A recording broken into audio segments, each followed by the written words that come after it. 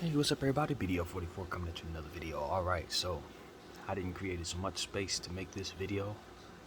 I don't have anything personal to talk about. But I did want to send a rest in peace to Raheem, or Rashim, I'm not sure how to pronounce it yet, Carter. A young man who was killed somewhere in the South. He was contracted, I think he was to work in Fayetteville. Please forgive me if I got that wrong, but some type of contractor. And I guess whatever happened, he ended up texting his mother, telling them that the people he worked for were angry at him. He was too damn smart. 25-year-old kid, man rather. He was too damn smart, and that the people who he was working for were after him. He texted his mother, told her the person's name and everything. He said they were going. Essentially, what was said, it was that they were following him in pickup trucks, and when they found him, he was dismembered completely. They even showed a picture of his skull, which was completely cut, severed, as if he had been just completely tortured or something. Just horrible stuff they probably did to that young man. I don't think it helps. I don't think it helps that they were white. Because it's another story. Yet another example of why, I guess the best way to describe it is I talk the way I do. I'm not going to speak for nobody else. I think you can get in trouble when you do that, but I think it's why I talk the way I do about certain things. Why I move the way I move in certain ways. And when you consider my anxiety and how I just have made up in my mind that I don't want to leave the house a lot of time, in good portions of my life. One of the things that I think about is this type of stuff.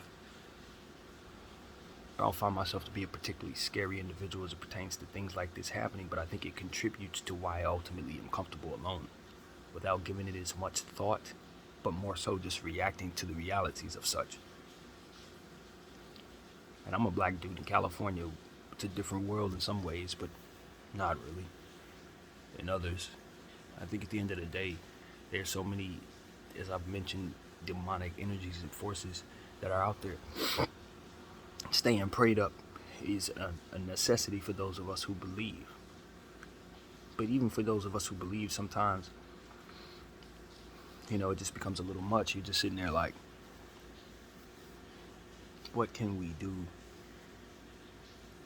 to look at this properly, to react to it the right way, to not rile up more hatred in response to what it is that we're being shown and what it is that is taking place.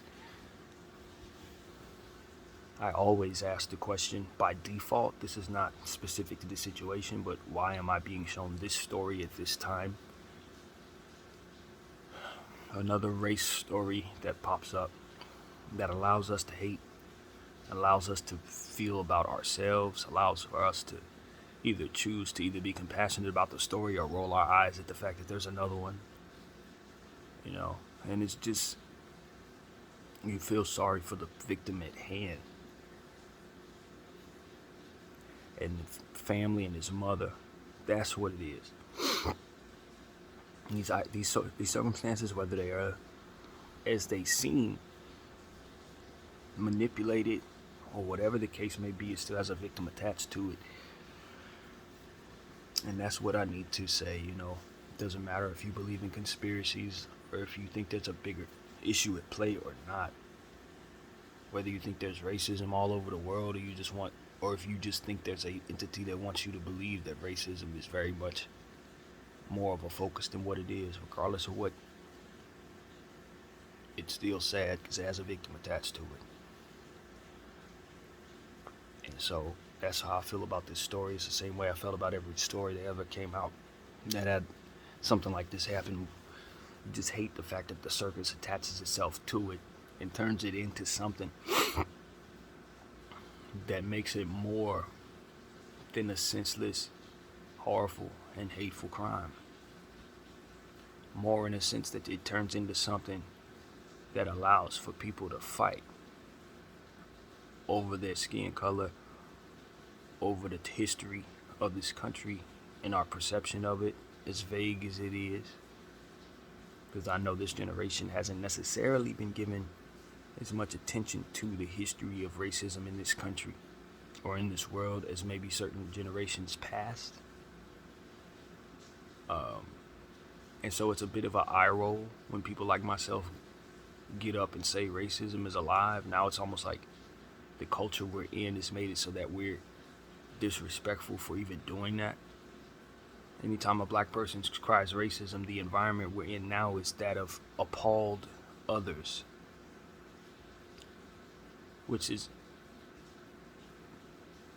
a fair reaction based on the type of circus publicity that surrounds all of these situations. This is what they were intending to do. This is exactly how they fix it. See, when you do something you have no business doing, this is just my mind at work. When you have something you have no business doing, and you don't want to be held accountable for it, one formula you can use if you're in a position from which to do so is to control the culture from which what it is that you did would not be wrong anymore.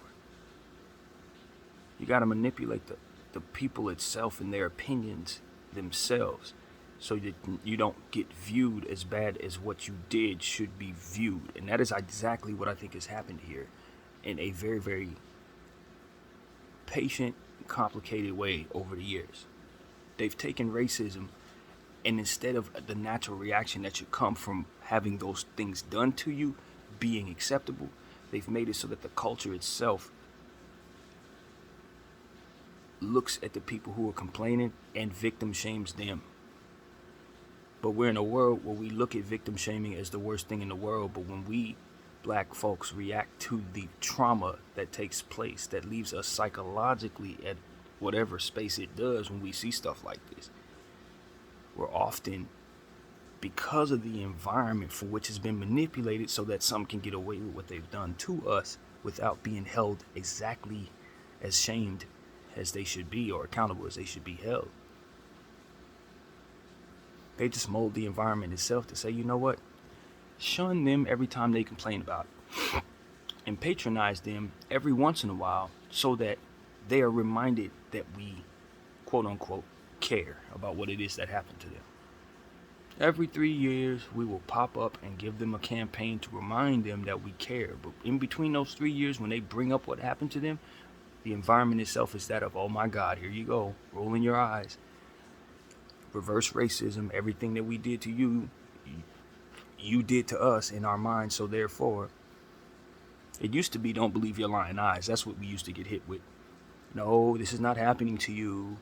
Why do you create these problems for yourselves? If only you just. It was a lot of that.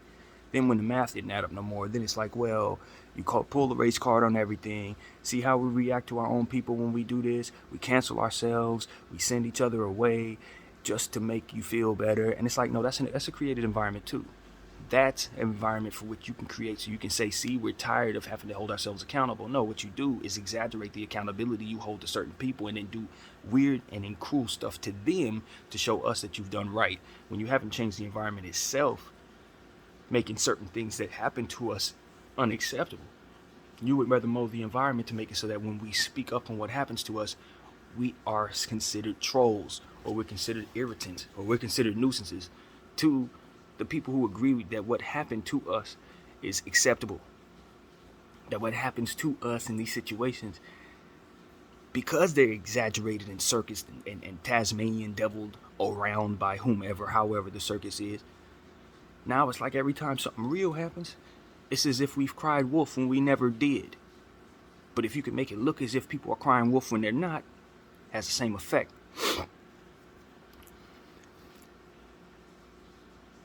This is the experience. This is experience. This is exactly what it is that feels to me. And it's like I woke up to this understanding all these different things, or misunderstanding based on the circus surrounding the instances that took place while I was here on this earth. Different. And when I say circus, I mean circus. Like every bit of things that they could attach this formula to. Is it race related? Cool.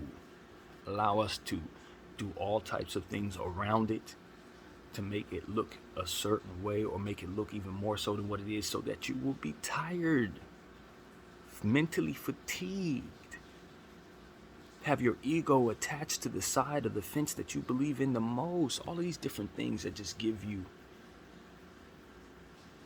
exhaust you of your compassion, exhaust you of your patience as it pertains to being open-minded to whether or not you should care about people on the other side of the fence, or whether or not you should come to rescue somebody who really, really needs your help, or whether or not you should listen to somebody who's saying, I need help, versus not.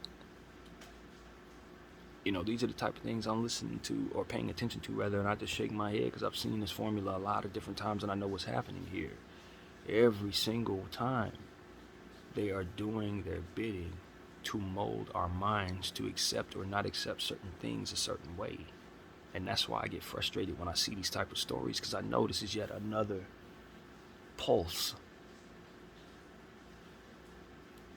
That's what it is. You know how you pulse something or repeatedly to try to embed it in the circumstance. No matter what you're doing, you're going to continue to repeat it at a certain rhythm to get that certain pattern to be in existence. These are the things that they're doing every time they do this. And I understand it. Every single story is enough of a circus. It's enough of an exhaustion of the mind. It's enough of a baiting of the ego on different sides, ignoring people who are not within the color scheme, so to speak, of what it is we're talking about. So it creates a certain environmental resentment for the subject, because when other people go through certain things, we don't give it half as much attention. That is deliberate.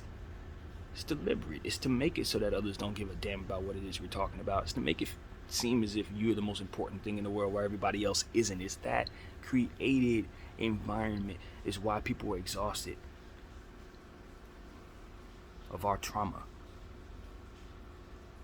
as if we're not even more so exhausted of our own trauma. They make it seem as if we created all of this so that we can have attention or something, as if that is what our initial thought was. No, that type of attention desire is also a created environment to exalt you, so that you hop to compassion second before going towards your own ambition and will. This is exactly what that indifference is made of. It's exactly what it is that this country wants us to be. Too focused on ourselves and what we need to do to look at the overall thing that this country is doing all over the world, being indifferent to people all over the world, picking and choosing who they care about all over the world, attaching itself to different things and applying these formulas in different places so that they can control the environment while they do whatever the hell they want to do in other places all over the world. This is what I know we and others who follow us do. And I'm supposed to pledge allegiance to the flag and all these different things that I really, truly don't understand. I was always told to be careful of chants. I'm listening to people tell me I need to not listen to Lil Uzi Vert no more because he's a devil worshiper. Well, what kind of energy was this country engaging in when they was pledging to allegiance to the flag and all that other stuff? What are those words that we're saying? What is the rhythm in that? Is that a God-like rhythm, or is that a devil-like 808 rhythm, so to speak, like Kanye was trying to express that? I don't know. You know what I'm saying? I just don't know what is what. I know that people chant in certain ways and pray in certain ways. I don't know that Pledge of Allegiance isn't a prayer and a chant in a different direction. I don't know that. I don't know what spirit those people were in when they were creating those words. What prayers they prayed before those words was written. I don't know. But I'm supposed to just blindly just chant that stuff like it's something good, when I know that was the same stuff they were chanting as they had my ancestors out there doing whatever they were doing.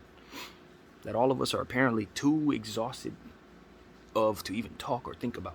And anytime it's time to bring it up, it's either my fault that it happened, or somebody else that did it to us, or my own people that sold us into slavery. All the different types of stuff that just makes me feel like my bondage was my fault, if I'm to believe that bullshit.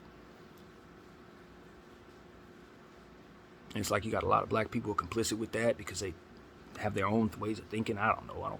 I don't understand. I wake up to certain things that I just don't understand.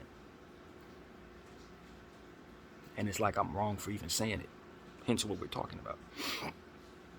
It mess with your head to make you think that your thoughts aren't even valid when you're talking about yourself. These are my experience as a person who happens to be black, and black is relevant because it happens to be me.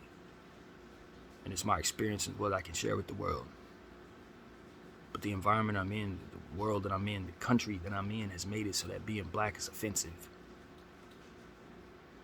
And the experiences that come with being black should be taken in doses. And then we see stories like this. Everybody's up in arms like you matter.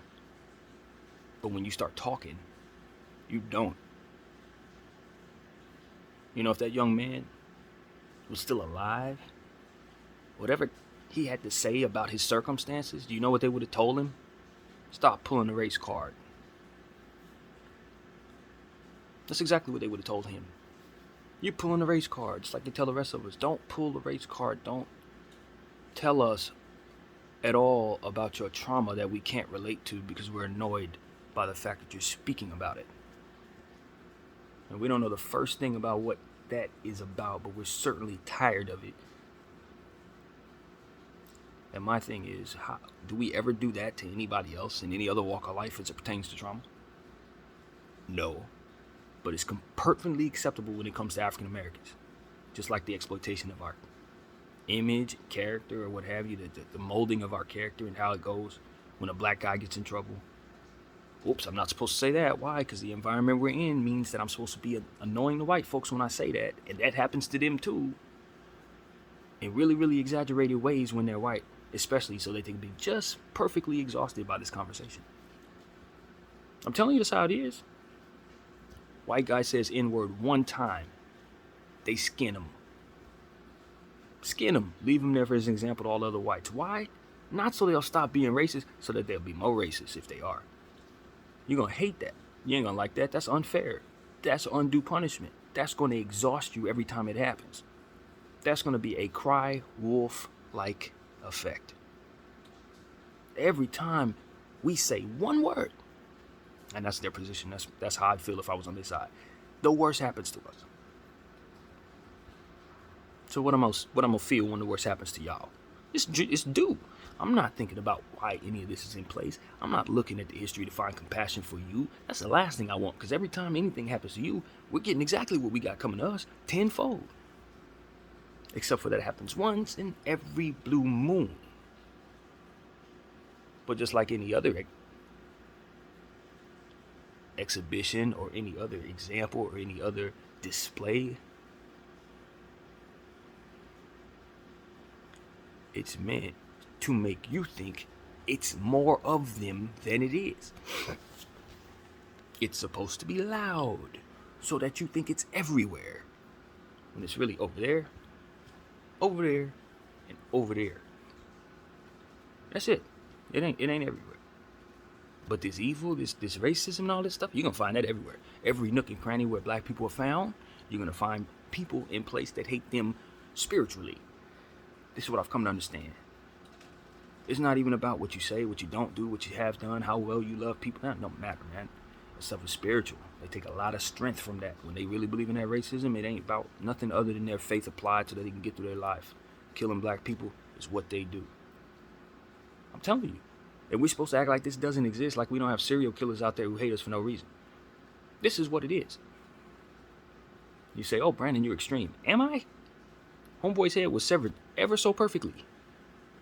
All the way around, as if he was on an operating table and they did some type of autopsy on him, probably alive. Like, these are the type of things that he experienced on his way out. Potentially. And it's like I'm supposed to look at that, hear them tell me it was done in the name of racism, regardless if it was or not. For all I know, he just found out some secrets. He could have been anybody. You see what I'm saying? It could have been anybody. But that's not the point. The circus is in town now. So they're going to give me the understanding that this is one of those stories And then from there, do all the little Tasmanian devil stuff to make everybody exhausted, to make me feel like I'm being not listened to make me feel like everybody's exhausted. See, these are things that are being done to us. I don't know that people are exhausted as they want me to think they are, so that I won't speak the way I am. See, it's not about what you actually feel. It's about what they want me to think of you, whoever you may be, hypothetical in my mind. See, that's what it is. You don't have to be a real person. They just want me to think that everybody is like that, so that I won't open my mouth to speak like this. And that you won't give a damn when I do. So that's what I'm here to help people see what I see there. Because every time there's one of these little stories coming around, this is what ends up happening. My ego gets ruptured. I ain't gonna say black people, I'm just gonna say myself. My ego gets ruptured. And I start feeling like I don't matter. And then I want to get loud about that. And then they can make me look like I'm crying wolf about that. Cycle continues. Evil hides in the shadows as if racism doesn't exist. While people are screaming at the top of their lungs that it does, only partially listened to because of it. Welcome to America. BDF 44. I thank you all for watching. I'm out.